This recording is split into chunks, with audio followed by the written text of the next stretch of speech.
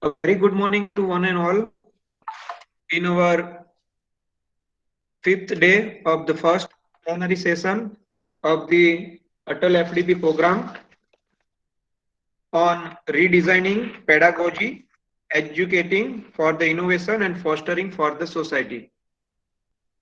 I really feel happy to introduce Dr. Nitin Dubey sir, who is the professor and head of the department in quality assurance at College of Pharmacy, IPS Academy, Indore, Madhya Pradesh. In his education qualification, sir has completed his PhD in 2010 from Sardar Patel University, Vallabh Vidyanagar, under the guidance of Dr. R.S. Mehta. Sir has completed his M.Pharm in Quality Assurance in 2003 from the AR College of Pharmacy and G.H. Patel Institute of Pharmacy, Sardar Patel University, Vallabh Vidyanagar. Sir has completed his B.Pharm in 2000 from B.R. Nahta College of Pharmacy, Vikram University, Ujjain. In his teaching experience, he has joined College of Pharmacy IPS Academy, Indore as a lecturer in 2003 and promoted as an associate professor and professor in 2008 and 2014 respectively. In his credit, he has guided 23 Master of Pharmacy students. In other experience, Sir is served as a center superintendent and assistant superintendent in undergraduate and postgraduate examination at College of Pharmacy IPS Academy, Indore. He has served as a center assistant superintendent and observer for the examination conducted by the Nodal Center, Indore, Rajiv Gandhi, Bhopal. He has actively involvement in various administrative tasks at institutional level as an in charge of member of various committee like anti-ragging committee, store in charge committee, examination committee, and academic committee.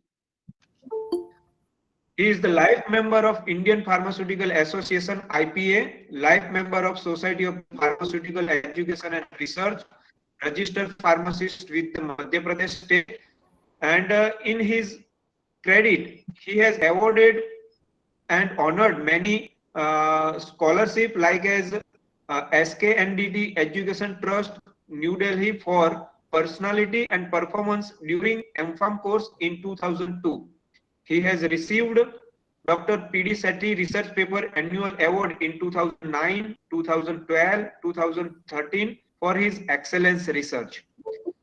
Gold medal and first prize for the oral presentation entitled Rapid Densitometric Determination of Cassia Fistula in Polyherb Oil Formulation at the International Conference on Emerging Challenges in Biotechnology.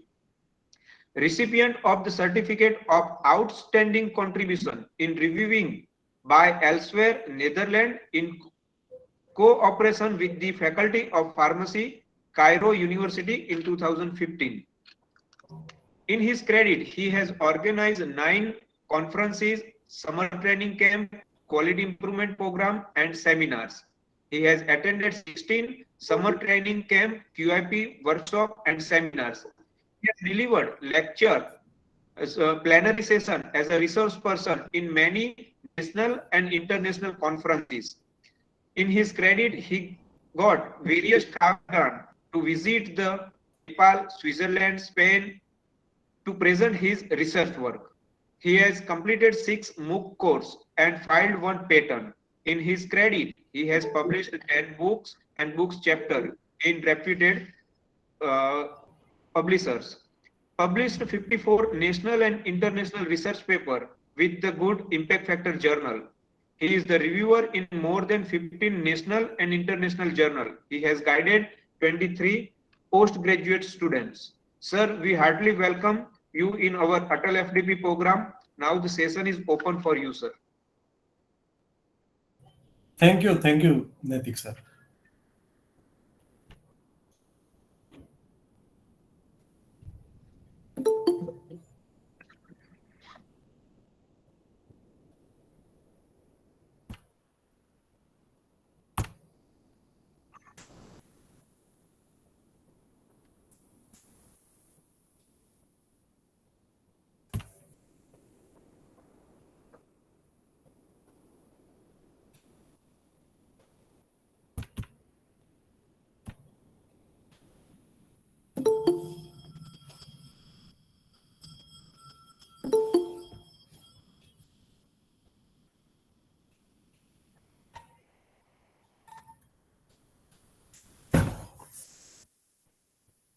Thank you very much, sir, for my introduction. I feel really privileged to be part of such a gala gathering here. All the teachers are present here. It's really my privilege to present my talk here. Actually, this kind of session gives us a lot of opportunity of interaction, and I'm really happy that AICT Atal platform has given us opportunity even this difficult time to be together and talk over a really important issue. I thank Dr. Manu Vora, AICT Atal FDP peer reviewer. I also thank Dr. Jolly Parikh ma'am to make me part of this talk show. I also thank Dr. Naitik Trivedi sir, who has given me opportunity to present myself as a speaker.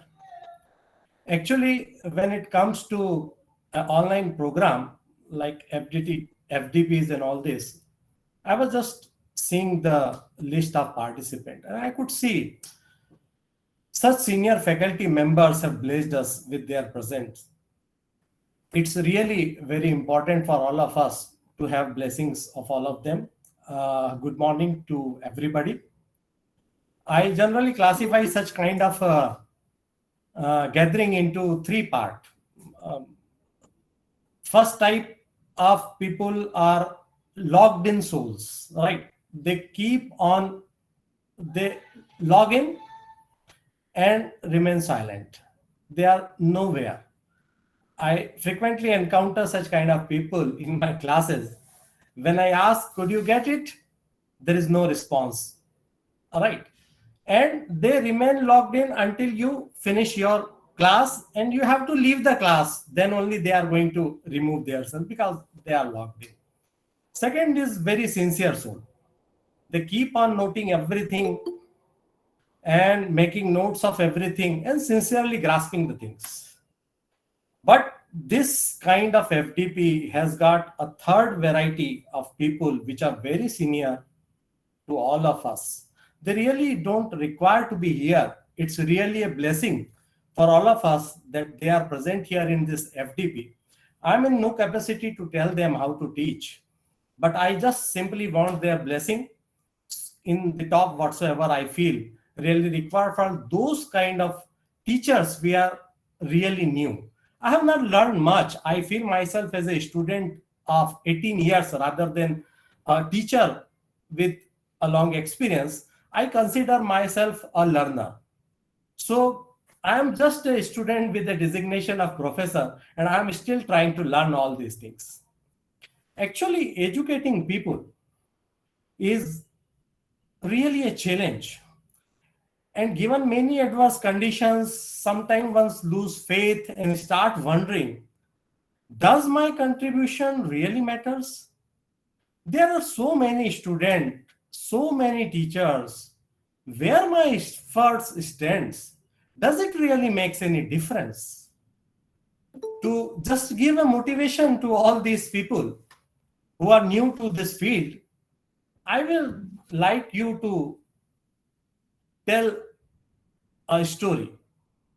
This reminds me of a story of what I call a starfish story.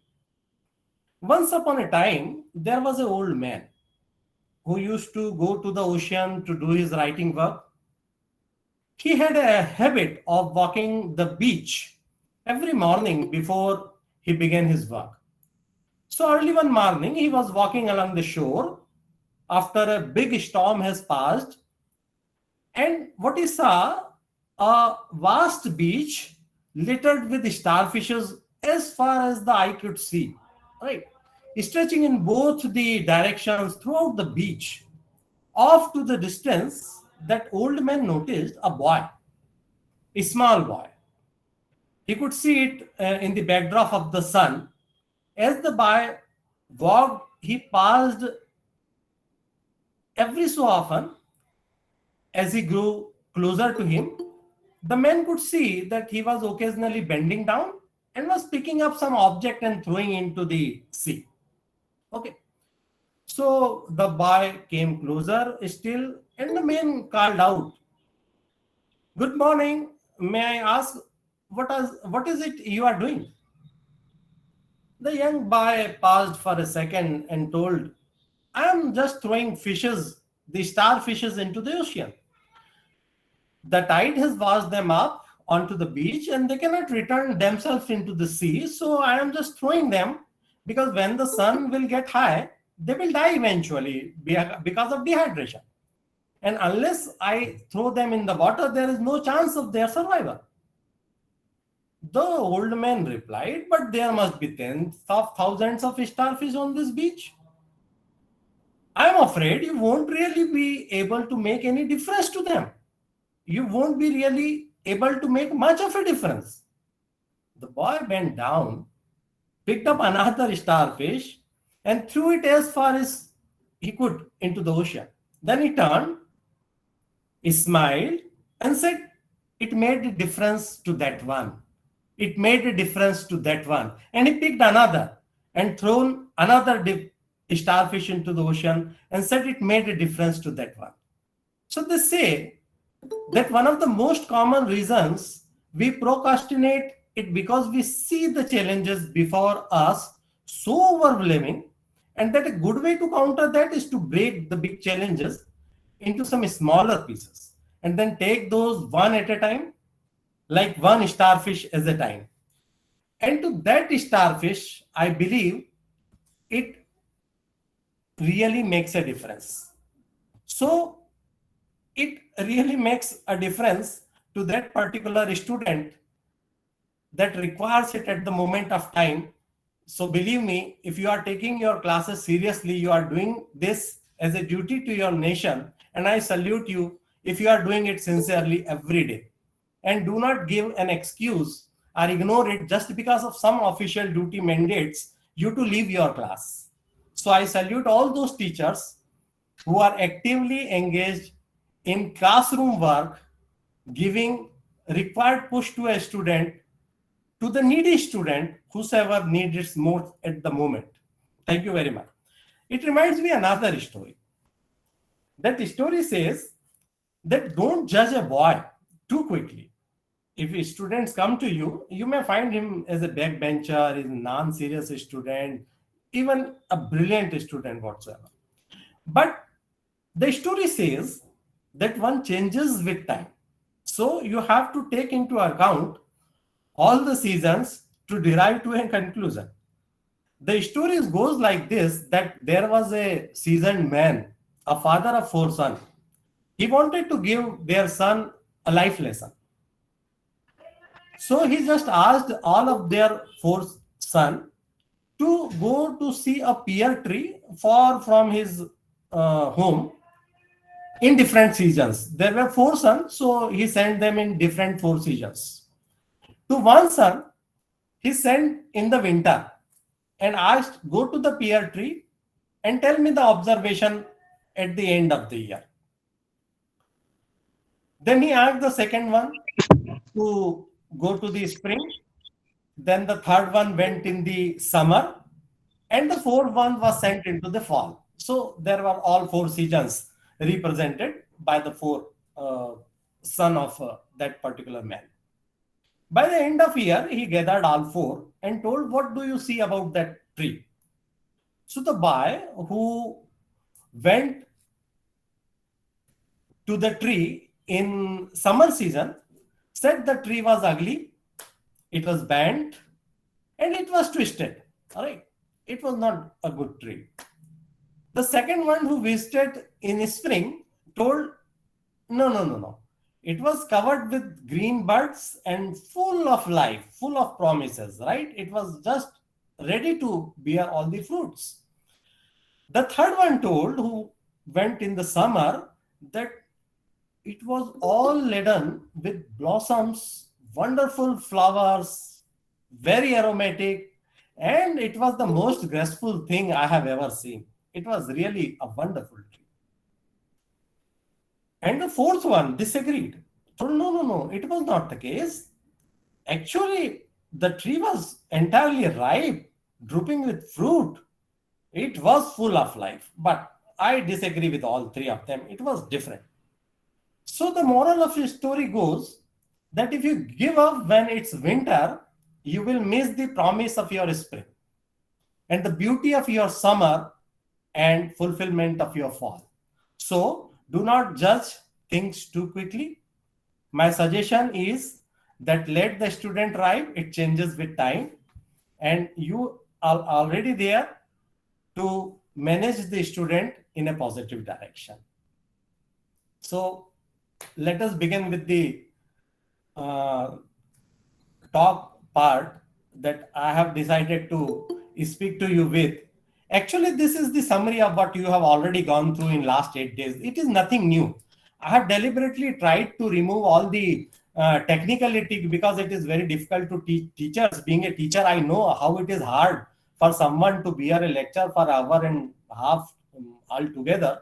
But since you have seen already two strong waves of COVID and you are middle in the third wave, I don't think it will be much bothering for you. You have seen a lot worse than this. Okay, so please kindly bear with me for next few minutes till I complete my talk. I will try to entertain you and present you with my opinion about the learning whatsoever I could gather from last few years. Um, it is said in our learnings, sa vidyaya vimuktaye, one which liberates is knowledge.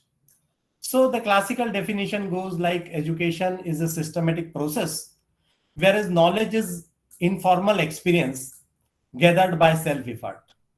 So learning is defined as a process that brings together personal and environmental experiences and influences for acquiring, enriching, or modifying one's knowledge, skill, values, attitude, behavior, and worldviews.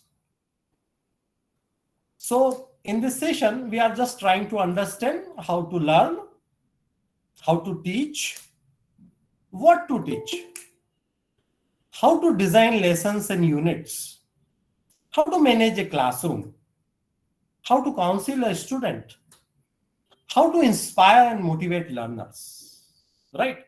But it will not be very academic way. I have just left few ideas to you and you can make out of it easily.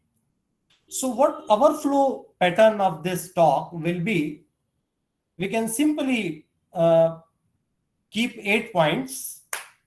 For example, how to learn, how to teach, what are the various levels of learning, how to understand the student, what is his capabilities, where he stands intellectually. What do you mean by effective teaching? How does it goes? What are the principles of effective teaching? What are the expectations of the society, of the student, from us as a teacher? What should be the professional approaches of teaching? All those common sense things. So definitely you don't get bored. Okay. And then find my some recommendations over what I could gather so far in field of education. So the first thing goes all the theories of learning, how learning occurs in the society, how at the psychological level learning takes place inside the brain. What is the key factors that everybody could gather and formulated in terms of a theory? So the first theory is like a behaviorist theory. Okay. The second one goes like cognitive psychology. There is a third theory known as constructivism, which is also having different parts. Social constructivism is a part that we frequently encounter. Then there is a theory of experiential learning. Then we have multiple intelligence. And we have situated learning theory and community of practices. So all these 6 kind of theory of learning. So what is learning is all about? Learning is basically defined, as all of you know, that it is a process that brings together the personal and environmental experiences and influences for acquiring, enriching, or modifying one's knowledge, skill, values, attitude, behaviors, and worldviews. So we are going to study in very short all these 6 types of theory, what they need to say. And believe me, I am not an expert of all these theories. I have just gathered all the facts required for a teacher to understand how this is happening inside our brain, inside our cognitive domain, inside our psychomotor domain, and all these things. So just a basic understanding of all these things, you might have gone through in detail in other sessions of all these things. It's just a summary of all these 6 theories, because what we have our curriculum nowadays, it's a summary of all these approaches, what these approaches felt best at a particular given time of period, because none theory is perfect. Okay, some has some lacuna, other believes some part of that domain to the higher extent, other do not understand that particular domain, a very promising one. So all these stuffs are there. There are a large number of debates over the validity of all these theories, and nobody knows which particular theory is the perfect one, but this is how the major society of the world believes learning happens. So it is just a summary to again let you know about the basics of all these things. The first theory is known as the behaviorist theory. So it was given in by Watson in 1913, way back, around 100 years back. And it says that all behaviors are a result of experiences. Any person, regardless of his or her background, can be trained to act in a particular manner if given the right condition. What they did, actually, they created 2 groups of students. There was a punching toy full of air. You have seen that punching bag kind of thing, right? So it was similar thing. So they kept one group with one punching toy, another group with another punching toy, and they asked one man to brutally behave with that particular punching toy. He was scolding that punching toy and speaking ill names to it, and like doing smashing it, and whatsoever the baddest thing can you do to that punching toy. And the boys were made to observe it for days together. Then there was a second group, again with the similar kind of punching toy, but they kept another man with this punching toy, giving a very delicate handling to that punching toy, very loving behavior, very caring approach, so soft spoken, just like you treat your first child, or not second, first child. It was similar. So what they could observe after the end of experiment, when they grouped the both group together in the same room with these punching toys, that the group with bad behavior, most of them behaved with that punching toy badly, and all those which have seen good behavior with that punching toy behaved very nicely with the punching toy. So it gave an idea that what Watson said, that you can train a people if you can observe something. हम कहते हैं ना कि परवरिश कैसी है तुम्हारी, कैसा माहौल है तुम्हारे आसपास, उससे तुम्हारा विकास तय होता है. So this kind of things, कि आप जैसे माहौल में बड़े होते हैं, you sometimes behave that way, that makes a lasting impression up to a certain age, definitely. So the behaviorist theory believes in measurable changes in the behavior, a change in the behavior due to acquisition, reinforcement, and application of associations between stimuli from the environment and any observable response of the individual. So all the behaviors are acquired through conditioning, and conditioning occurs through interaction with the environment. So innate or inherited factors have very little influence, it says, and your behaviors are largely depend upon how and what you learn from your environment. This is the basic assumption of this theory. So there was a popular experimentation that was conducted in support of this theory, what believes that all human actions can be explained in terms of reflexes, conditioned by the rewards and punishment. So if you have a system of reward and punishment, you can easily manipulate the way one learns, right? So as you are aware of the classical theory of that response with the dog, it says that if you have an unconditional stimulus of food to a dog, it will start salivation. And salivation is an unconditional response. Whenever he sees food, there is a salivation. But if you associate this food with some bell and then remove this food and only ring the bell, there is a possibility, rather it will happen, that this dog will start salivating whenever you ring the bell without even food. So that gives an idea of the conditional response. But this holds good in a reasonable senses. For example, if you attach it with some red light, no, it is not going to give you salivation to the extent the bell may give. So there are some positive influencers, there are some negative influencers that work as well. But the behaviorist theory says more or less that you can condition someone, irrespective of its upbringing, into something that you may not believe he can do it like that. So yes, everybody can be made a soldier, everybody can made a teacher, everybody can made a scientist. At least this theory believes like this.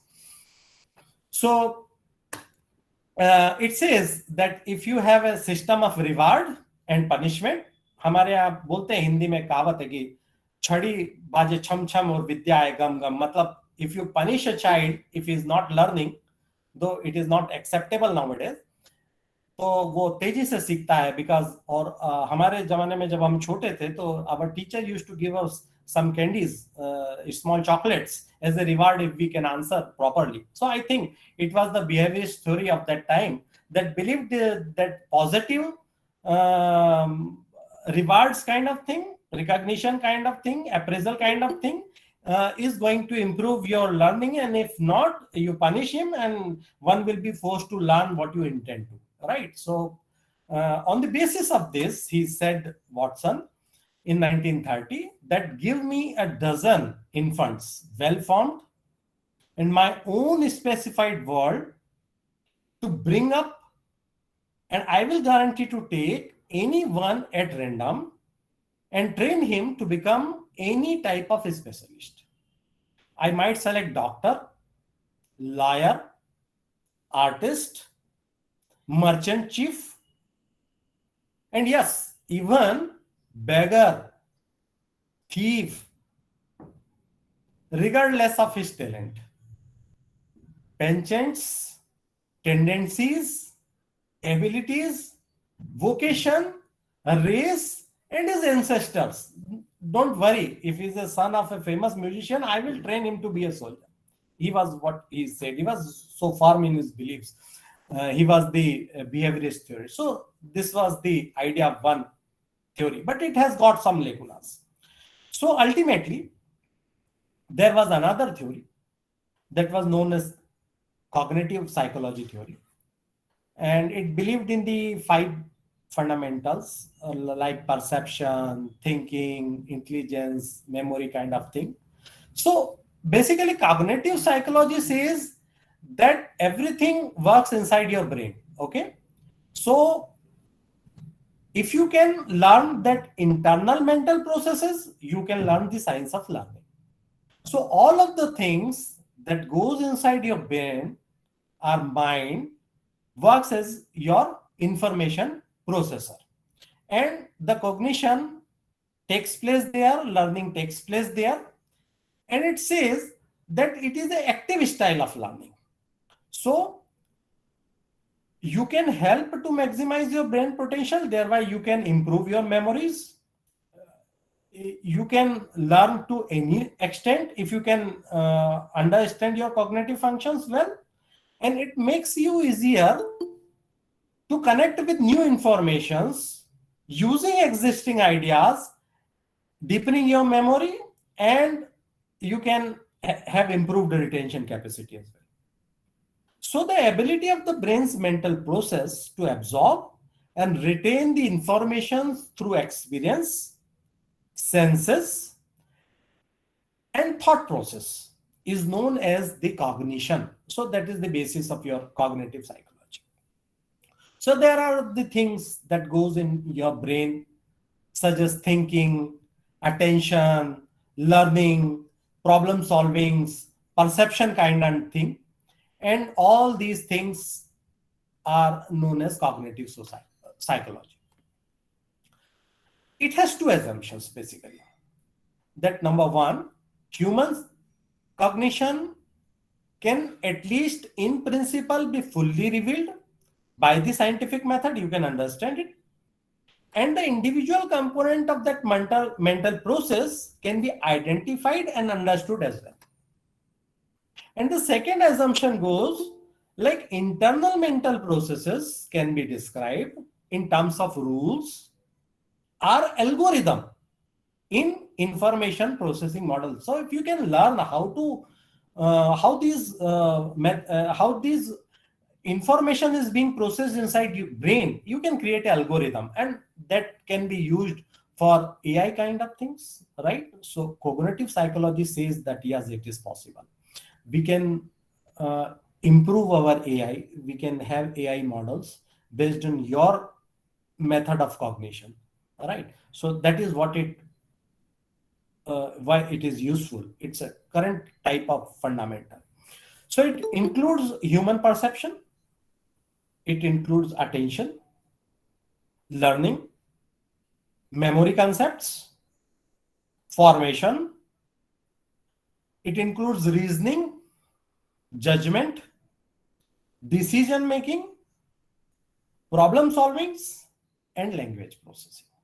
So all these things makes together as a fundamental of cognitive psychology. And you know that it has got three fundamental aspects. Number one, comprehension. You understand the reason why you are learning, and if you are convinced, you are going to understand. Nobody can make you understand unless you are not fully agreed to it. So it makes a difference if you can convince somebody that it is required for you to learn. It will definitely improve its skill of learning. Then second thing is memory. If you bombard somebody with lots of information, then definitely brain start removing all those bunch of information. The brain will shut off. It won't start gathering all those information. So it discourages the cramming of information. So it gives a suggestion to our teacher that don't bombard lots of information to the people. Just be very selective, very to the point, and give what is required at the moment, and gradually increase the quanta of information whatsoever required. If you go in very detail the very first time, one might lose his or her interest. So having a deep understanding is only possible if you have information stored inside your brain, and this will definitely improve your memory. Third part of cognitive psychology is the application. It says that apply new information or skill in life situations, and it is going to encourage you as you continue to develop problem solving skills. That is what your managers do, right? That is what you do every day when some problems come up. You have experience, you have a memory, you have a knowledge, you integrate all these, and voila, you get a solution. So this is the application part, and this operates through the fundamental of cognitive psychology, right? And these all psychological things have a fine line between it. You cannot easily differentiate where it ends and where the other begins. Might be some of the expert can easily identify those things, but it is not common to all of us at this juncture. Okay. So what are the different examples of cognitive learning? There are many examples of cognitive learning, and most of them are very important for us. We used to do them every day, right? So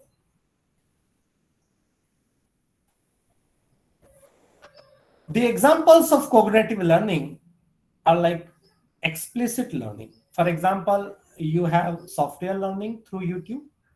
You just go through a software that you have recently brought. All of us, many of us has gone through the PhD. Yeah? I was just watching the list of participants. I could see, oh my God, we have more than 50% of the PhD in this class. My God, such a great privilege to all of you having here.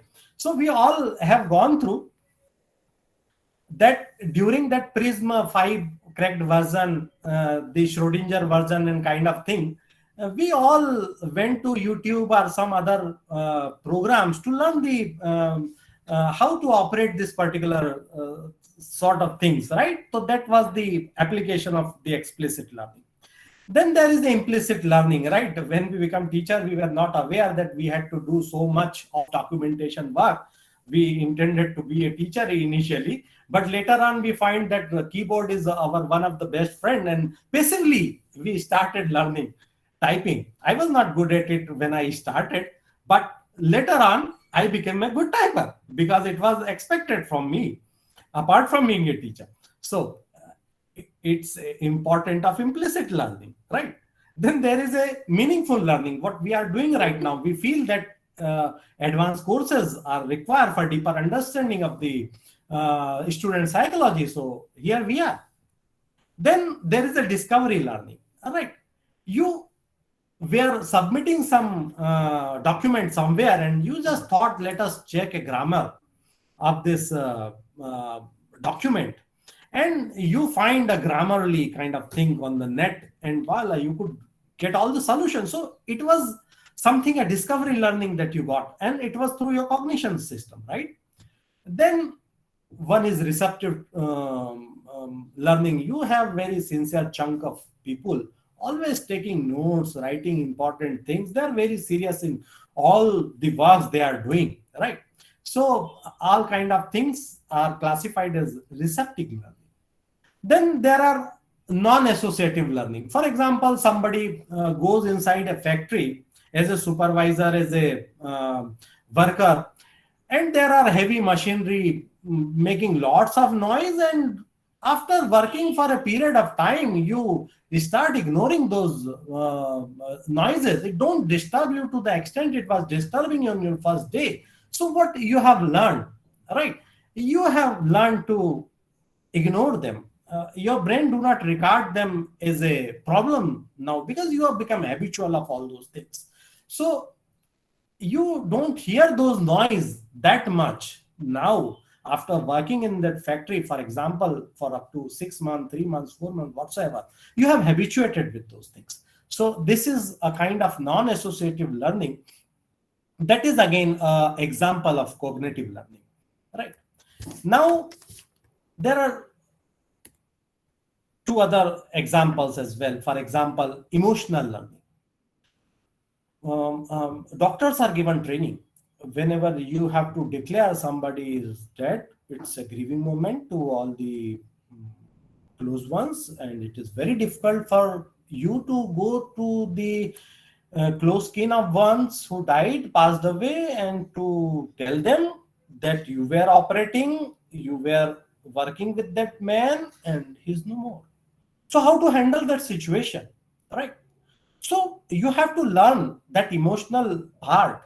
How do you provide that information without being slapped by the close kin of that patient, without being your hospital being damaged, right? So all these things, how to handle, because you have that there is a 5 stages of mourning: denial, anger, bargaining, depression, and finally the acceptance. So until there is an acceptance phase, the chances of violence is there. So how do you handle such an emotional situation? That's a learning you need to know if you are in that kind of job, right? Then there is experiential learning, observational learning kind of thing, cooperative and collaborative learning. You simply ask a senior that, please sir, let me know how to do this. You follow him, he give you instruction, he mentors you and all these things, and you work on a particular software, you work on a particular instrument by just the assistance of your senior, and you get a learning. So by shadowing and senior, you can learn something that is known as experiential learning, and this is also through the connection of the cognitive psychology, right? Then uh, then comes the difference between what we have learned the last, that was the behaviorist theory, and the cognitive model. Behaviorist theory says it is a black box, you can't study. Cognitive model says no, you can study. Okay, so there is a mental event in the cognition process, but behaviorist theories say no, it was the environment and there was a response, nothing in between that you can study. So these are how these two are differentiated. Now, the advantage of cognitive psychology was the development of chatbot. You go to the LIC site, you go to any of the banking sites and many other sites, and you will find a chatbot, right? And they have limited AI and just will provide you with all those information that you may be requiring primarily without the inputs of, say, your agent. So that's an approach that is possible by exploring the cognitive psychology functions. Then development of flexible information infrastructures based on knowledge representation and reasoning methods. You can develop a software kind of things, which is kind of a training software. You can similarly make a smart tool. You put a value and you get another value, kind of thing. And developments of robots that are trained to do some work. We have seen very attractive pictures of robots working in restaurants and all those. We have seen robots working for welding works and all those things. So all the application of cognitive psychology. We have seen the development of bionic components of the perceptual and cognitive neural systems, relatively complex system, basically meant for cochlear implants, retinal implants, and the list is endless. So we are going to much advanced level of this, right?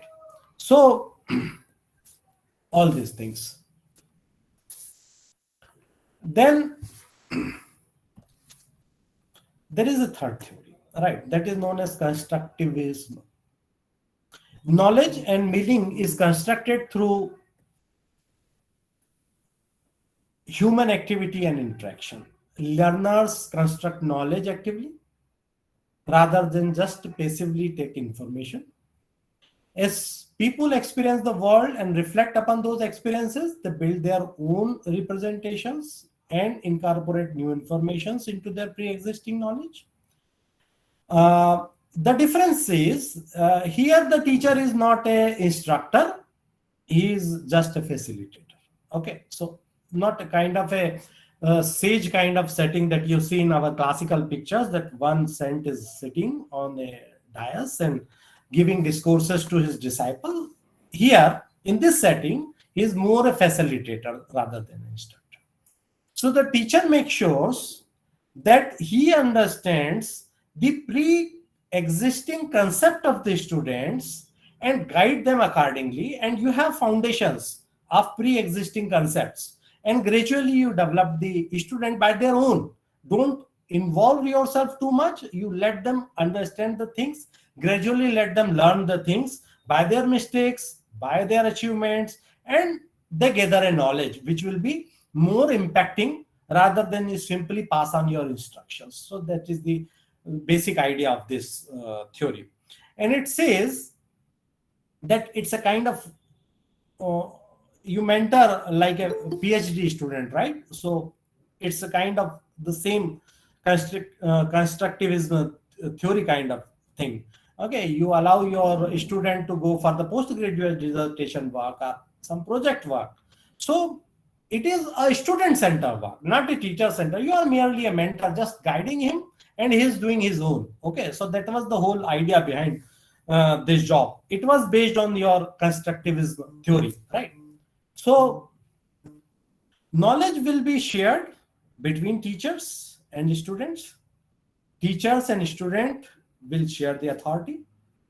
Teacher's role is of a guide, facilitator. Learning groups will consist of a small number of students, but it has got some problem. If you leave students very freely, there may be some incidences in the class. You may not be very happy with them. So managing that kind of open environment is really a task. So it may be little difficult for a small student, but it may be good for say grown-up student like we are treating in our college groups. Okay, so the system works very well here if you let them work their own way. So it stems from social interaction, from guided learning. You create a zone of proximal learning, proximal development, and the children with their partner co-construct the knowledge here. So that is the whole idea, right? Now,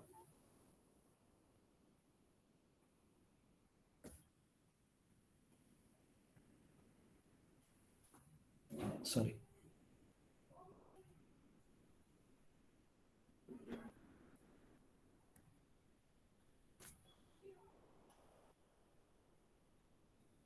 Sorry.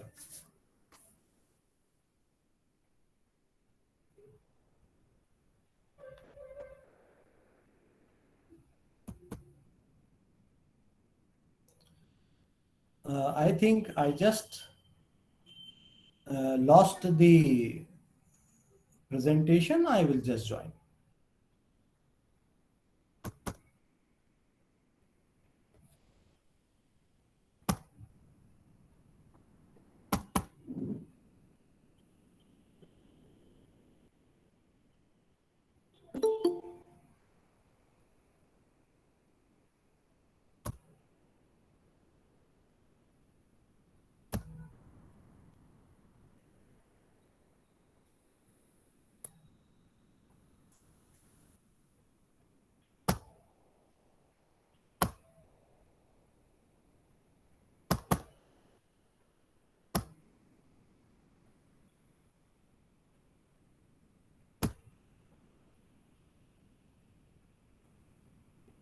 Yeah, so here we go again. Sorry.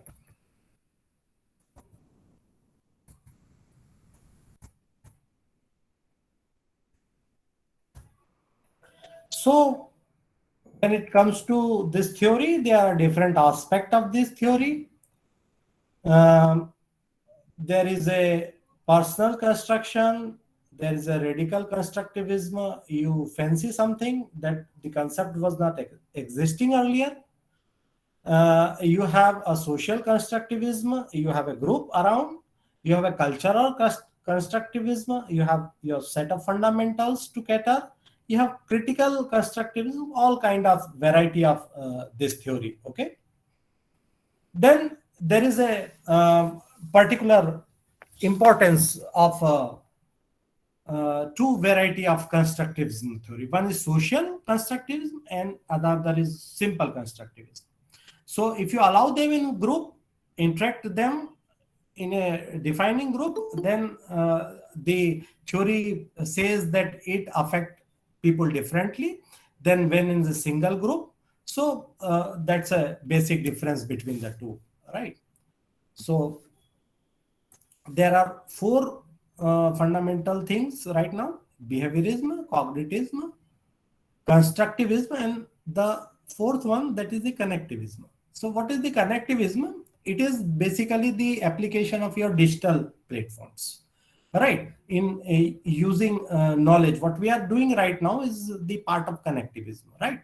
So learner is passive in behaviorism.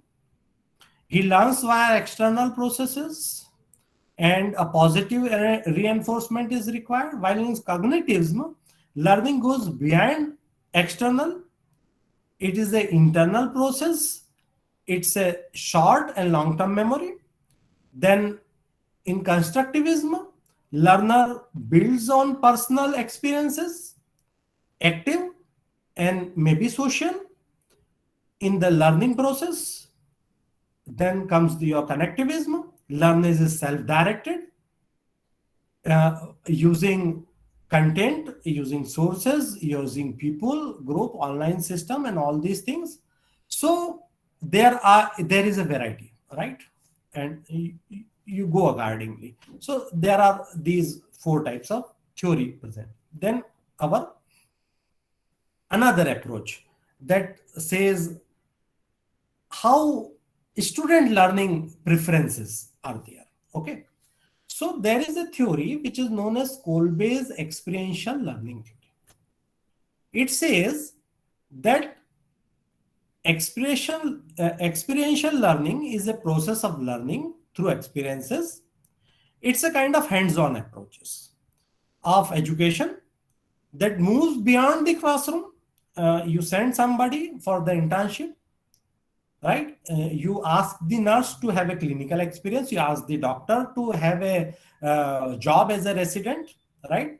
His internship kind of thing. You may shadow your senior for some task. He is going to train you as a mentor. There may be some aeroplane simulation methods to teach you how aeroplane really flies, right? And kind of things, all those things you learn by experience. Okay, so it's kind of a hands-on approach of the experience you get. And how do you get it? It has got certain factors to sum up. For example, you have a concrete experience based on the reflective observation.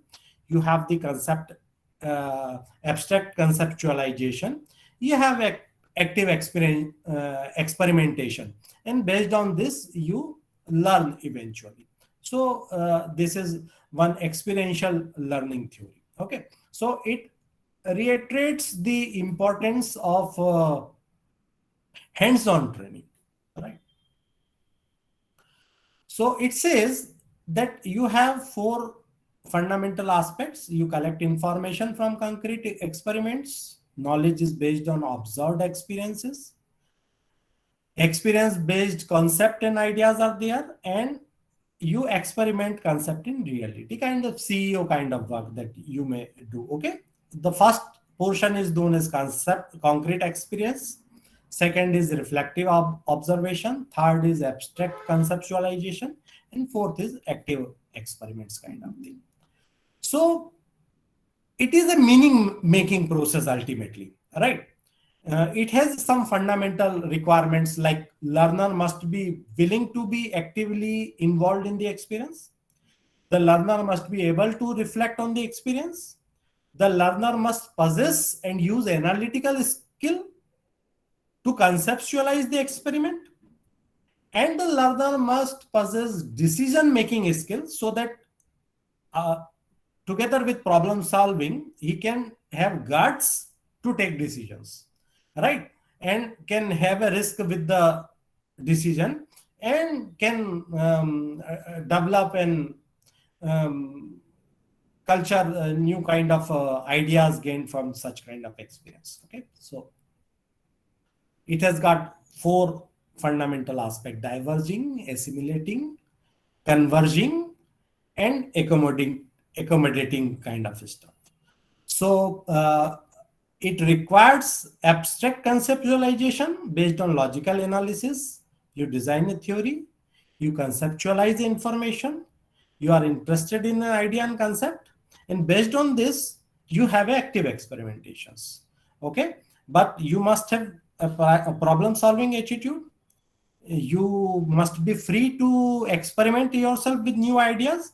You must be capable enough to test new concept, and you must prefer technical tasks. Okay, and then accommodating all these things, you learn through experience, and you learn when to take calculated risk. Don't affect much to your environment. Okay, so this is an experiential kind of learning. You can have a case studied, and based on this you can have your opinion, kind of thing goes with this theory.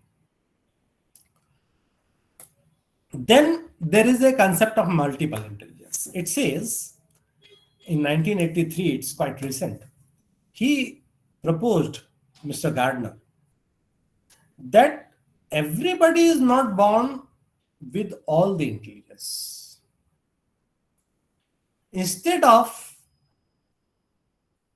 all the intelligence, everybody is blessed with some type of a particular intelligence, which he called Z type of intelligence, G, general intelligence.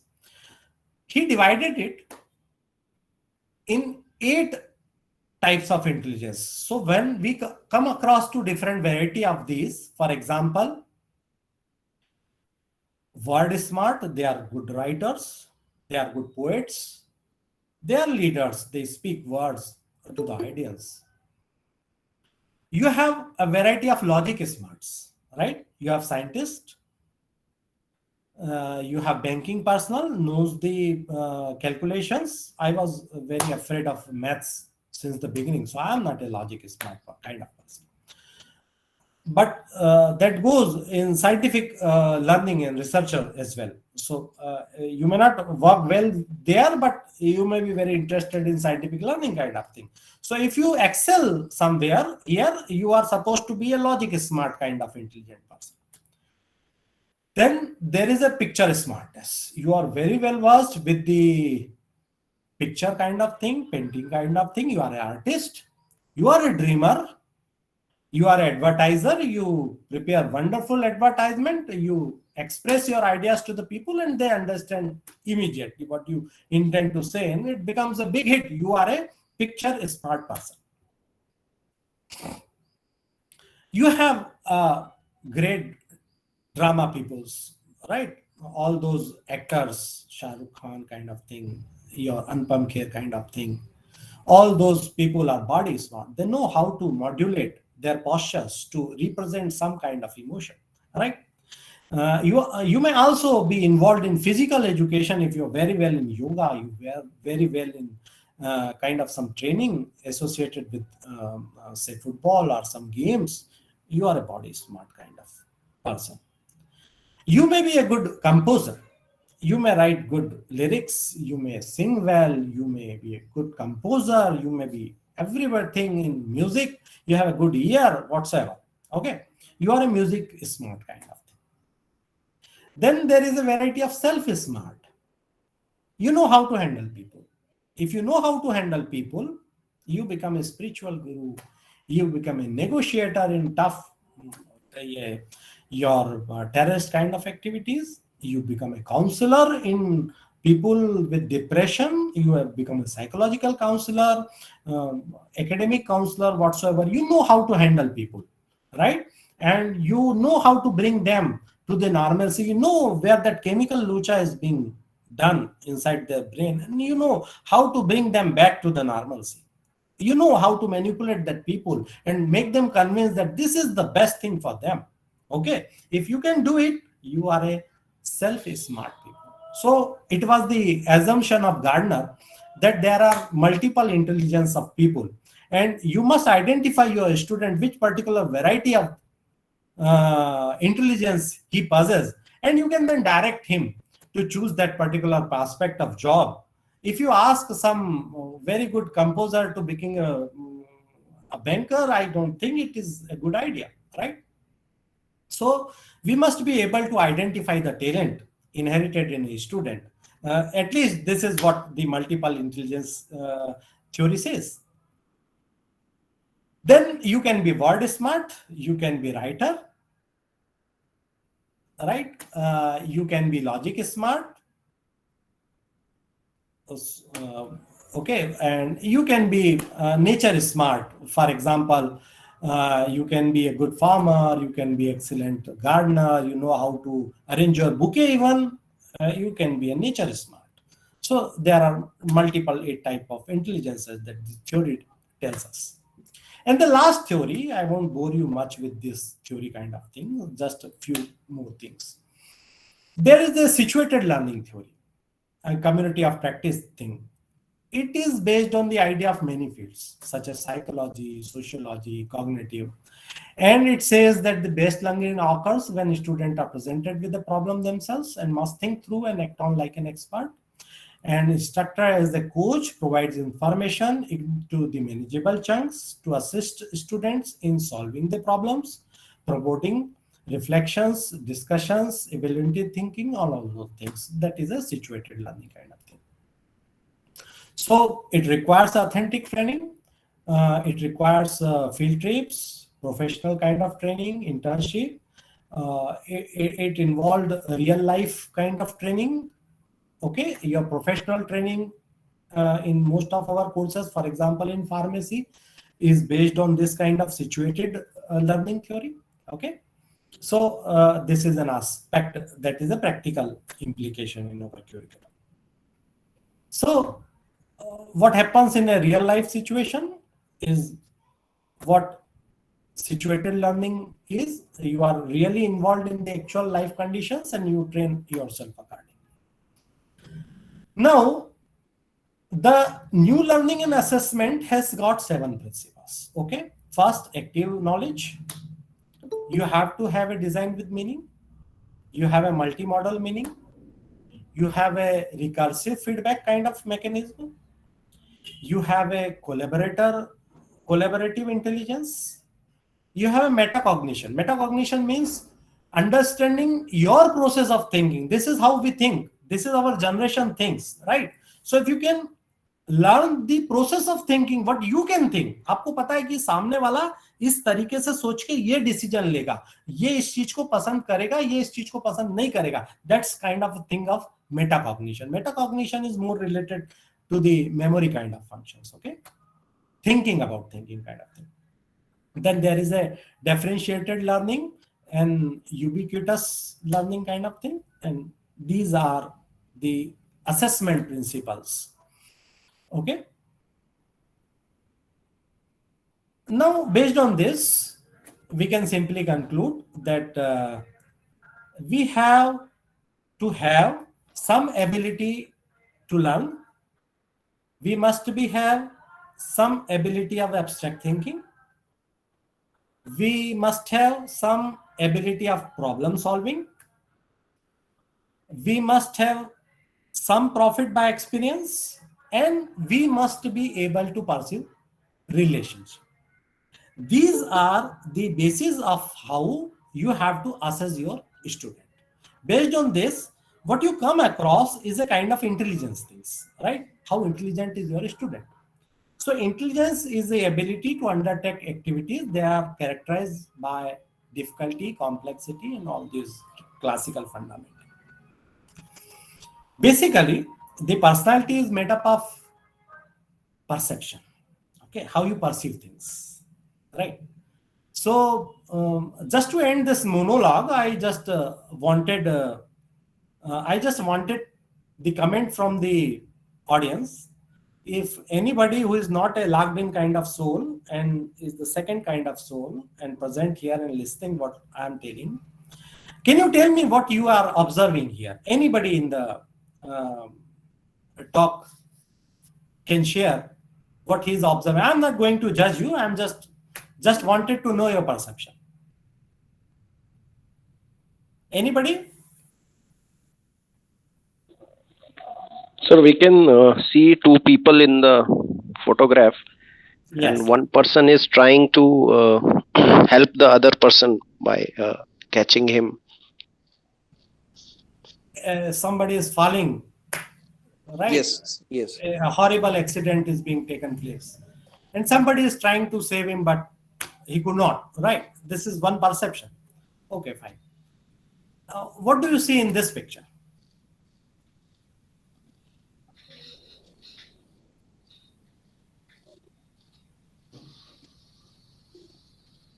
Anybody? The person who is with cycle is trying to get in upper position. Yeah. So that is what the perception means. Angle of camera defines how do you see the things. Your perception can be totally opposite what the reality is. Can't you see it in this way? This is the work of a camera angle. One person is lying comfortably and it was shown like this, right? Other was jumping on the flat surface and it was shown like this. So if you change the perspective, you can see the situation differently. And it depends on our intelligence. The perception has got a clear-cut ability to connect with the perception. And for this, we have a map, right? I'm not an expert of this map, obviously, but it is known as Rorschach's ink blot test. It gives us an idea of how human personality can be accessed, right? Can anybody tell me what is what you can observe in this ink blot test?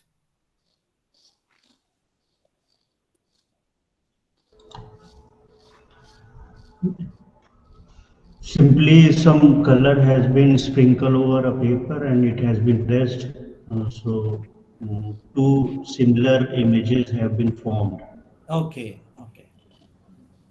Right. So, Sir, it is on a thread yes. which is colored with the different types of colors, and it is put in the middle of the page, and you can fold the page, and you can pull that thread out. You can get that particular two-sided similar painting at a time, like that. Okay, okay. Actually, it is a very important tool the psychologist use to assess your personality. Whether you So are I can depressed, whether you I are can creative. see a river flowing Yes, from yes, yes. below It side has got, to the yes, yes. upside. Yes. Okay, okay. It has got multiple observation. Yeah, right. You can have lots of types of observation based on the perception you have in your brain. And that makes the basis for a trained psychologist to access your personality type and the level at which you are behaving right now. Whether you are depressed, you are elevated, you are happy, you are normal, you are bothered, and all those things. So it's an important tool, but I am not going into the detail of this. This is how the personalities are assessed. Okay. So based on this, we can have a IQ level classification. So different people have different classification. For example, if intelligent quotient, we all are aware of this, right? So I'm not going in much detail. If somebody is between 60 to 69, he is considered as moron. 80 to 89 is a normal IQ level. Then superior is 110 to 119. Then very superior. Then you have a genius variety of people like Sachin Tendulkar, one in one kind of branch. Okay, very few. So depending upon the IQ level, you can have a classification of a student to what extent they can grasp at one go. Okay. So basically, these are the psychological descriptors, and it was based on the notion of normalcy, based on the age group of the children. For example, if somebody is having mental aptitude equivalent to age of 2, we will call him idiot. Okay, this was the classical psychological definition. And if he is behaving like he is 3 to 7 years old, we will call it imbecile. And here comes the your popular term, that moron, right? So if somebody is having a mental age equivalent to 8 to 12 years, he is considered a moron. So somebody who is mature but not behaving that way will be termed as moron psychologically. So basically, these all fundamentals belongs to the psychology of a student. And basically, you all are aware that our personality are composed of three systems: id, ego, and superego. Right? It is basically the biological drives. Okay, your hunger, thirst, your sex, self-preservation kind of skills. Then comes the ego. Ego is basically which delays these manifestations based on the appropriate opportunity. If it is negatively influence your career, you will abstain from doing all those things. And so ego is going to take care when is the best time to manifest these biological drives, right? And there comes the superego. Superego is your conscience. That is what we call the sanskar, right? You know that this is a bad thing and you have a guilt because it wants you to do it. ego finds a more appropriate way to do it, but superego knows that it is wrong, right? And you do it. So superego is basically required to generate a guilt kind of feeling in us. He takes care that we perform things as per our conscience. For example, as a teacher, if we don't take class, we feel guilt. That is our superego says that it is our job and we should do it.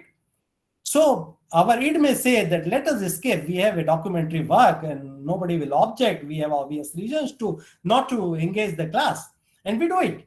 So it is the manifestation of id when ego decides that it is the most proper time because your boss has told you to do it. You can escape the class. Your superego says, though you are escaping, but you had a chance to take the class, right? So this is how your psychological system takes care of the stimulus that are being manifested here. Okay, now all that learning kind of things goes into the three domains, right? One domain is known as cognitive domain, other domain is known as affective domain, the another domain is known as the psychomotor domain. Basically, the cognitive domain involves the knowledge. It involves the recognition of knowledge and the development of intellectual ability and skill. The affective domain basically describes the emotional aspects. It includes changes in interest, beliefs, attitudes, values, and motivations. And then comes the psychomotor domains, right? So psychomotor domains takes care of the skill, motor skill that is required to perform a job. For example, if it is a psychomotor domain, you learn your motorcycle driving through a psychomotor domain, right? For example, your surgeon knows how to operate using a psychomotor domain. Okay, so it has five stages. One is imitation, second is manipulation, third is precision, articulation, and then naturalization. Naturalization means you know the job. You are now a surgeon. You know how to cut that heart, right? You know how to operate that UV. You know how to cut that frog, all those kind of things, which requires a motor skill. Okay, so it involves your psychomotor domain to operate. Then there is a second aspect that is known as affective domain. Affective domain is basically your emotional aspects, right? It is simple acceptance to more complex state of commitments. For example, you feel that your team work can be improved and you take responsibility for this. That is the affective domain. That is the emotional part. It is driven by internalization and it creates a unique value system and it controls the personal behavior. So controlling that personal behavior in a class is really important and is done by affective domain. It has got five parameters, 5 stages: receiving, responding, valuing, organizing, and internalizing. Okay. Then comes the cognitive domain. Cognitive means brain wise. Okay. So that is where basically the competence building is involved. So here you have a knowledge. Okay. You remember the thing, you comprehend the thing, you apply the thing, then you analyze the things, then you evaluate the things, and then you create the things. It is one of the most important type of domain because it is ultimately going to have a competency building as a professional, because most of us are in technical education sector, right? So cognitive domain with a psychomotor domain is working very strongly for us. And affective domain takes care of us like superegos in our personality, that yes, this is the right job and I will take the leadership to make this happen, right? So when it comes to the competency building, there are a hierarchy. For example, ability to judge values, ability to put parts together, and all these things. That is a part of cognitive domain. So how do you understand your student? Simply, you can see different types of student in your class. For example, one student says, I will attend all the classes, note down the class notes, and follow the teacher. There is a second variety which says, I will make my own notes. I will take help from class notes, and I will read myself with the pace. Okay, don't let me do it my own way. Third variety says I need to be fast to answer. You have seen such kind of student, always first to answer, right? They try to perform better than others. They grab the teacher's attention somehow. They perform always on time, submit assignments to you on times. Then there is the fourth variety, which says I will take notes from other, join discussion in class, no problem. I am interested in group activity.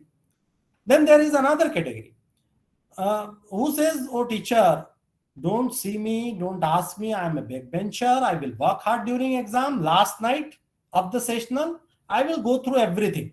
Okay, and I will mug up and vomit in the class, writing all those things, just sufficient to get my grades. Okay, so let me enjoy my life. They will be hardly seen in the classes more often. Just they know when to skip the class and when to join the class. They know that particular skill. So that is the fifth category of student. Then there is the category of student that says I will attend all classes. I will sit in front. I will submit all assignment before the deadline, and I will try to learn max. So what do you think? What kind of learner you were when you were a student? Anyone in the class? There are six category of learners, broadly speaking.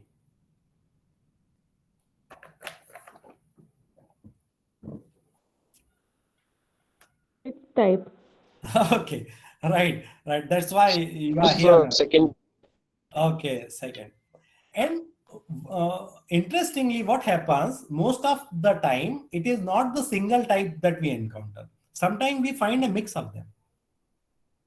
Right. So there are six variety of broad classification of students, and there are a mix of them as well.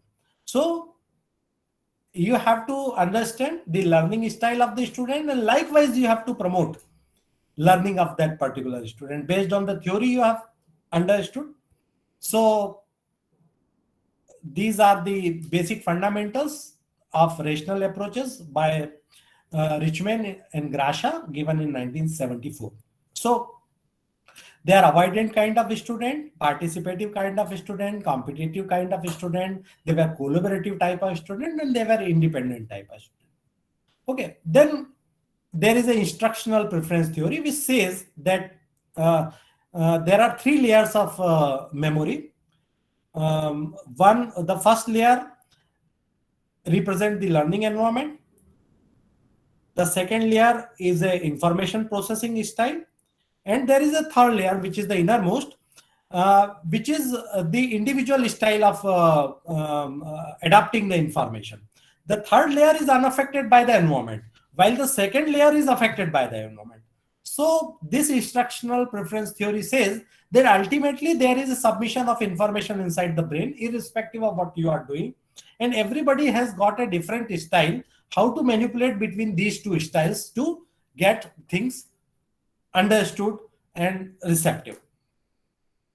So you have to create cognitive maps. You have to relate ideas in the class. You have to address misconceptions. And this is how you can work. You have seen many countries like France, Luxembourg, they require 3 years of teaching, training before you expose the teacher to the student, because it says that you must be properly trained how to teach, because teaching is the art. Okay, so in Japan's first year teacher receives at least 20 days in service training, and there is a provision of a year-long supervised internship in Taiwan and Japan. So all this kind of stuff the developed countries are taking. We are really thankful for the Atal FDP to give us a chance to manage all these things so that we can learn the learning psychologies and all these stuffs. So ultimately we are coming to the topic, do you know what is the most effective way of teaching, right? So it can't be one, but there is one fundamental of teaching alliance which says that you have to be together with the student. There is a fundamental relationship between the teacher and student, and the student must feel open and free enough so that it can approach you anytime and get knowledge from you. Okay, He should be open and comfortable with you.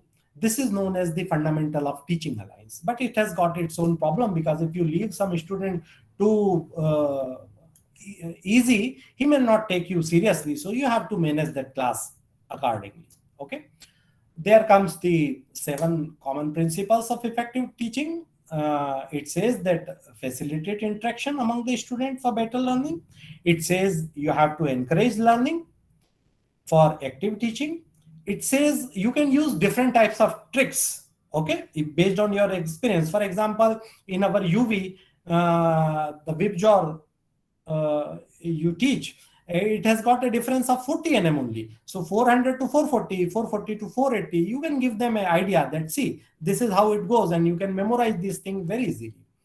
In pharmacology, we know that many of the local anesthetics had a suffix of cane. Then there is a penicillin antibiotic, mycin antibiotic, and a lot of such kind of stuff are available on net, so that you can assist the student to memorize the things that are really required for them. Then, for example, if you want to teach them loop diuretics, it is fabulous, and you can give them an idea of the classification of types of loop diuretics and the clinical uses and the side effect kind of things. And all these things are available on the net, and that can give you an idea how to help teacher, how to help the students to make them memorize things that they really require, using some fundamental which are available. They might not be able to get it, right? So these are all same kind of tricks to remember things that are really required to be remembered. Then comes the maintain good contact with the students, give some assigned time to them, know them by name, be approachable by mail if required, be responsive, be prompt in your feedback, be friendly, be to the point with them, don't make loose talks with them, sort of thing. Give proper time to the execution of tasks, and express high expectation with the students, and all those things. Right. You have to allow space to different talent, because not every student is of similar kind, so whom to push, whom to leave it. You have to have your own learning based on what we have seen so far. So these are the 7 principles of effective teaching. It's just a summary. Right. You can understand the student so that you may know the depth of the perception of the student. You can anyways, and it is one of the most important thing, you should go to your senior and take tips for teaching particular subject, because they are much more inexperienced with than a new teacher of that particular subject, and you can ask for the tip. Don't bring your ego just to ask a senior that how to teach this subject. Or if you feel some problem in some concept, you should approach to a teacher to tell him that, please, sir, let me know the details. I am not able to get that. So if you know the things, you can communicate it well to the teacher, and who else than the senior who can help you in this regard. Right. And you can have indexing of your own points using bullet point approaches, right? So you can revise your last lectures in first 5 minutes. You rotate some story and news to make it interesting. You identify some key points. You ask some sharp student to summarize it. Now ask some weak student to bullet point it, and you can have an assessment of the entire class, okay? And you can have a revision of yourself in last 5 minutes, and keep on motivating your student. For example, if you have a class of 1 hour, you can have 40 minutes of teaching and 10 minutes of such kind of activity apart from your attendance taking, all this. And this really works well, believe me. I have good experience of all this. So we build our own legacy. So just like an old carpenter who works throughout the year and get a name and fame, what we perform makes our legacy. So if you don't take things seriously, the mouth publicity of the student may not be that favorable for you. And if you are a very good teacher, generations will know you are a legend in your own way. So what is actually expected from us as a teacher? I will take just 10 more minutes, sir. Okay. So what is really expected us from a teacher? And from here we arrive to something which is a very common sense thing. We all of us know this very well, but I just thought to revise it for those who are quite new. Some experiences are just in first year, 2 years, 3 year experiences as a teacher. So all those generation Y and Z, I would like you to know some concept that is expected from the teacher, right? So we are not expected like this as these pictures are showing, right? No, because this will give an unrest into the student. If you scold student too much, if you yell on them too much, if you are abusive, no, as this dialogue of the famous film goes, control Uday, control. No. This is not the way to treat your students, right? You are a mentor, you are like a father figure to them. You treat them in very mature manner. They are not your kid, okay? You can't yell them.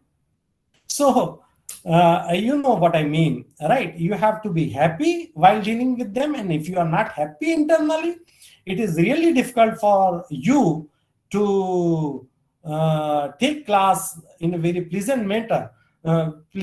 So you have to be very comfortable and contented from inside. Despite of your family conditions and your mental conditions, you have to be very calm and subtle while taking the class, so that you can behave normally. You know what I mean, right?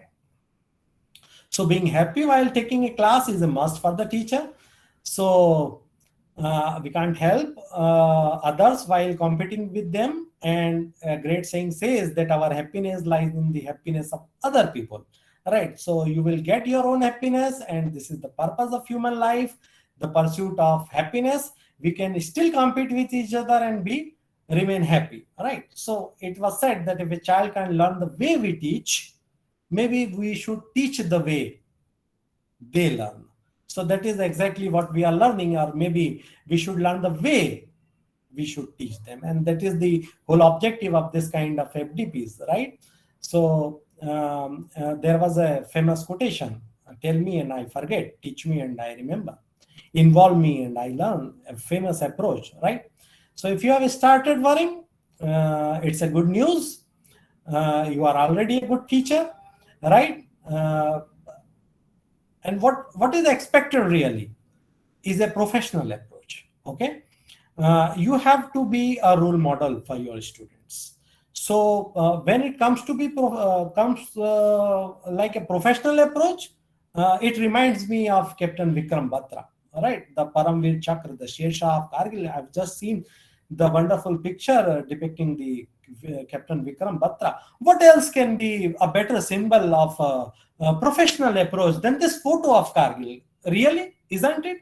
If I were to define professional approach, what other you can define other than this perfect picture of professionalism? You are devoted, you are deeply engaged, you are qualified, you have training and experience, and it's your passion. You give your supreme sacrifice even. Thankfully, we are teacher, we don't need to give that. But see, the professional demand of this job, right? So this is what the professionalism actually means, and this is expected, because it is our service to the nation, that is their service to the nation. I can't equate both of us, but at least we can be good at our part, right? So professionalism is not a label you give yourself, it's a description that you hope others will apply to you.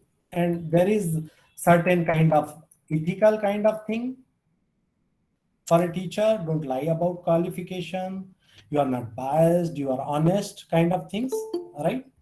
Then you are responsible, you only promise what can be delivered, you have due thinking, you know what promises mean, you are having selfless concern for the others, you are not selfish, right? You know the student is a respected citizen. Just because he is sitting in your class, he is not any inferior, right? He is a respectable citizen, you know.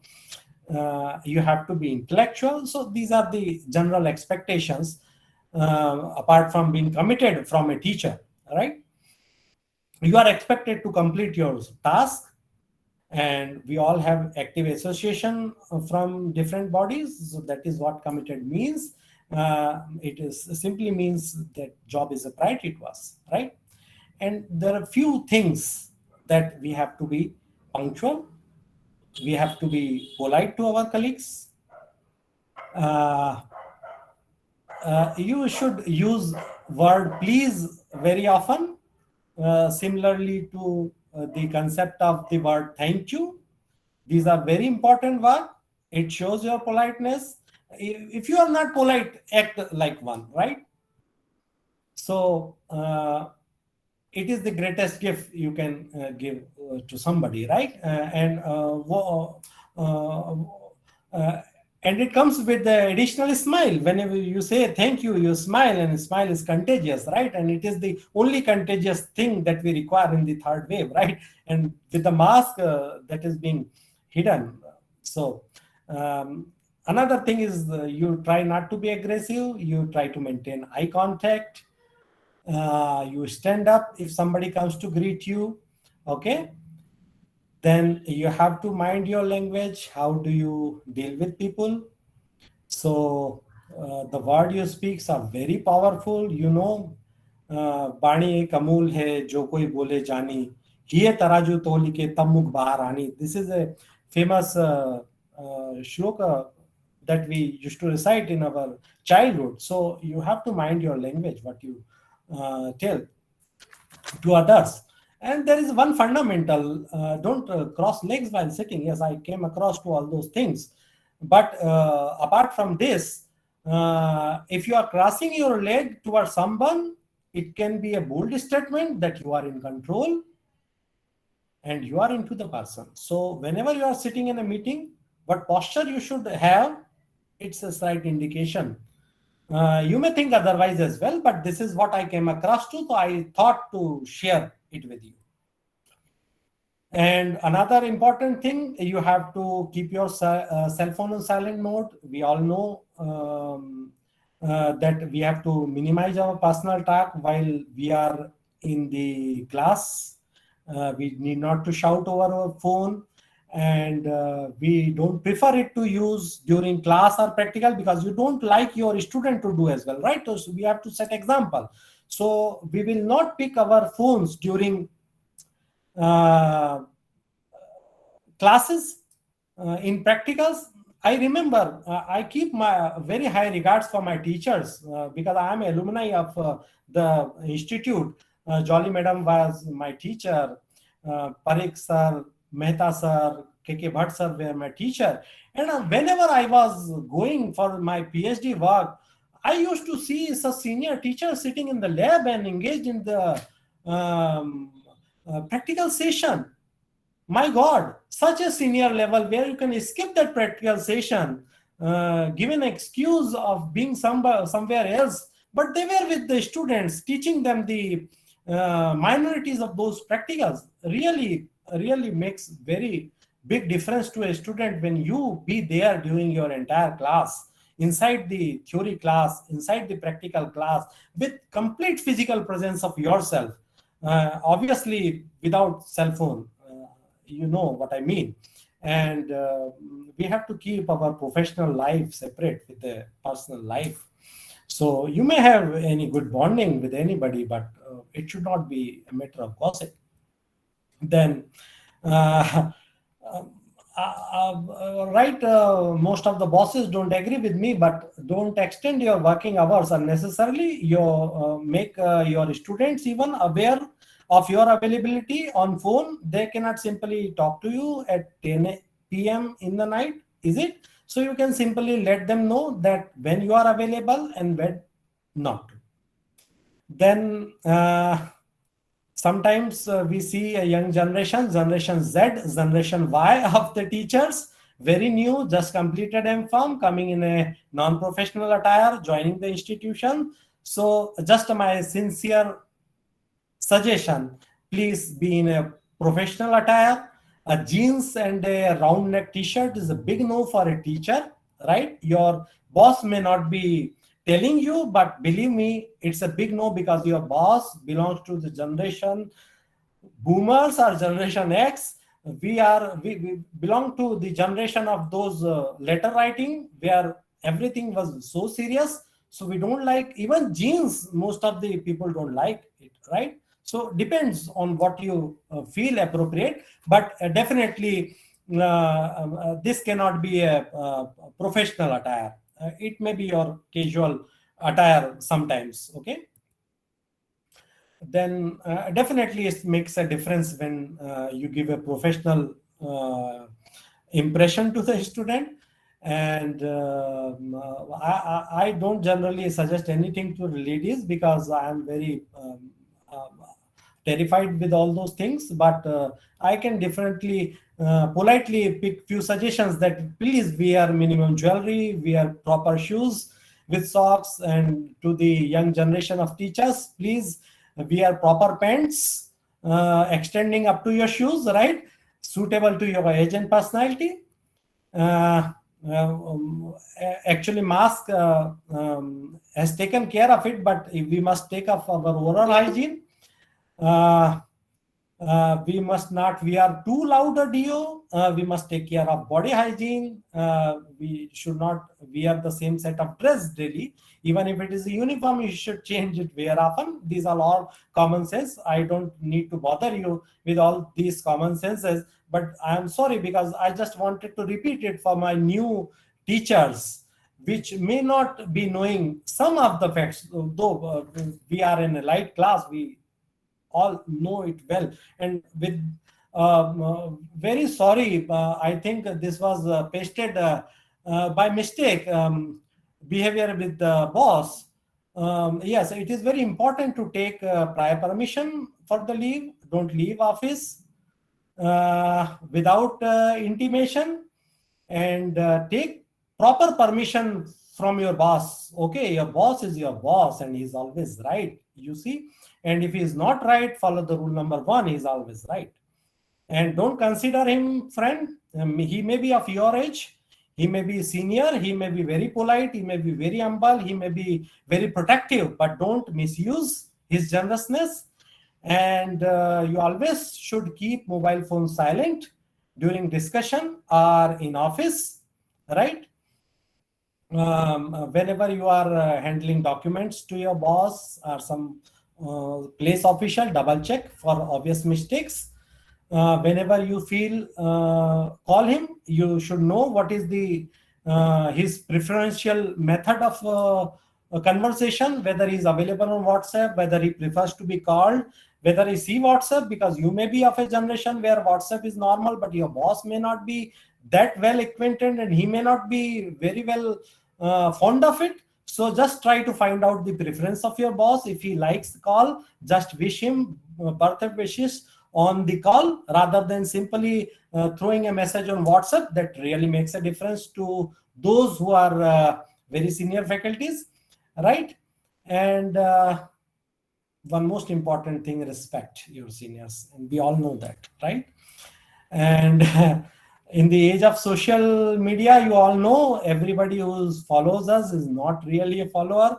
So avoid posting personal pics, be careful what you post, and don't flaunt every time you go to a very beautiful restaurant. If you go to Goa, because I don't think everybody is very happy to see you happy, isn't? आप जलाने का काम मत करो लोगों को. देखो आप हर 5 मिनट में स्टेटस अपडेट करते हो, तो I don't think everybody likes. साला जलते हैं लोग इसको देख के, तो क्यों जलाना, क्यों अपने लिए परेशानी पैदा करना. So be restrictive in what you are flaunting in your status, right? So then there is a common sense related to your email. We all know we should add header, because there is a generation which prefers the writing in a form of letter. So it should have a header, it should have a subject, it has a salutation, then a body text, then thanking you kind of thing. So simply don't forward your message, right? At least write 4 or 5 words. Okay. So these are the must for a professional communication. And generally, smileys are not preferred in official mail. No rude word, please. You should be prompt in responses. You should use official mails for official works, personal mail for personal works, all these common sense things, right? And you should communicate the same things to your student, right? While they are going to communicate with you on mail that you will prefer this way. So they will start habit of using it, because they don't belong to this generation when the letters used to come and we used to wait for months together that Bhua ka letter is coming and Mosi ka letter is coming. Those days are gone. So that they are not really into it, that how the letter should be written. Hum to likha karte the ki Adarniya Chacha ji Sadar Charan Sparsh kind of thing. Okay, and then we, after salutation, we used to write the details, or aakhri mein aapka bhavdi hai falana falana kind of thing. But nowadays, it is simply forwarding a message, right? So please take care of these etiquettes. And whenever you meet parents, please be a good listener, be compassionate, be respectful, speak sensibly with them, show concern with their problem. Don't unnecessarily comment about their children. Though at college level, we have less often chances to meet with the parents. But if at all, these are the suggestions. And most of all, you have your non-teaching staff, right? They are also human. I know you treat them well. They give you very high respect, and so they deserve the same. So talk them with due respect. Don't yell them. If they are mistaking, they have their own problems. Life is very, very problematic for everybody. Everybody is not so happy every time. He may be busy, engaged in some problems of his life. You should help them in need, and you can show him concern. Like all, I generally used to call, how kaka kem cho tame, kind of thing, right? It don't hurt, isn't it? And with a simple smile, and that's it. You make a relation with the non-teaching staff, right? So this is what is expected from a teacher. Okay. So it says that we must inoculate the art to make life comfortable and peaceful for others. We must teach students, and we must teach ourselves where to stop. So I am stopping, right? I know my limits. It's more than what was assigned to me. So constant kinetics may lead to misery, and I keep this thought process for me as well. But I have simple suggestions for all of you. I don't know to what extent you can appreciate it with, but this is what I think. Apart from the academic knowledge we provide to our student, what is expected is development of mental prosperity. We don't have any indicators for them. What are we teaching? Then we must consider whether it is a competition or competition, right? It is difficult for competitive mind to be peaceful. It tend to be violent, right? So it is only possible if teaching is a passion. So do we enjoy what we do? If not, we should start enjoying it. We should quit the job, right? And every individual is unique. Don't compare and demoralize them if we don't stand at per your expectation. Allow them to be themselves. Let him be. He will grow some. You are not responsible for every child in your class, right? Just push whosoever require your pushing. And if somebody says with the body language, leave me, sir, please leave him. Okay? And please let the discipline be born out of wisdom and not by training. Okay? Teach them to enjoy their life, because it is the most important part at the end of the day, right? So education must teach contentment and not emptiness. That is my suggestion and takeaway from this session. Thank you very much for giving an opportunity to present my talk and all those things which I could gather to tell you to such a elite gentry which not needed to enlighten about these facts, but still I took liberty and tell all these obvious things, and you were passionate enough to bear with me for such a long period of time. Thank you very much.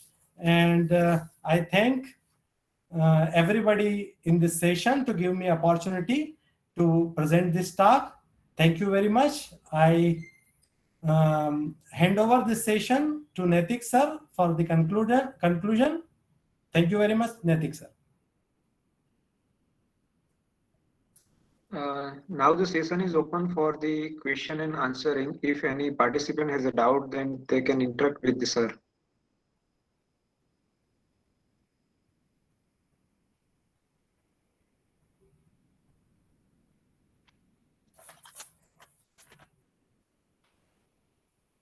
So Nitin sir, it was a really wonderful session. You rightly said that teaching is the national duty for the teacher, and I believe in that. And you have covered the many points with the live example, learning by the experience, perception is the matter, and multiple observation. You have covered the cognitive domain, affective domain, psychomotor domain with a very good and fruitful example. And you give the some of the characteristics to be a good teacher. So it's really needed to adapt that things in our life, sir. So the session is very much effective and fruitful for all the participants, and some of the participants are the research scholars who are going to be teachers in a few after the few years. So it's really needed, sir. Thank you very much for your kind support in this FDP and giving consent from your busy schedule, sir. Thank you very much. Thank you for giving me. Sir, I added you as a admin in the admin. So Okay. if you wish to leave the session, or if you want to continue with the other session, then you can join us, sir.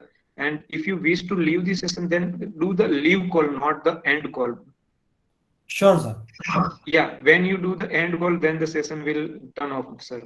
Okay, sir. I will take you.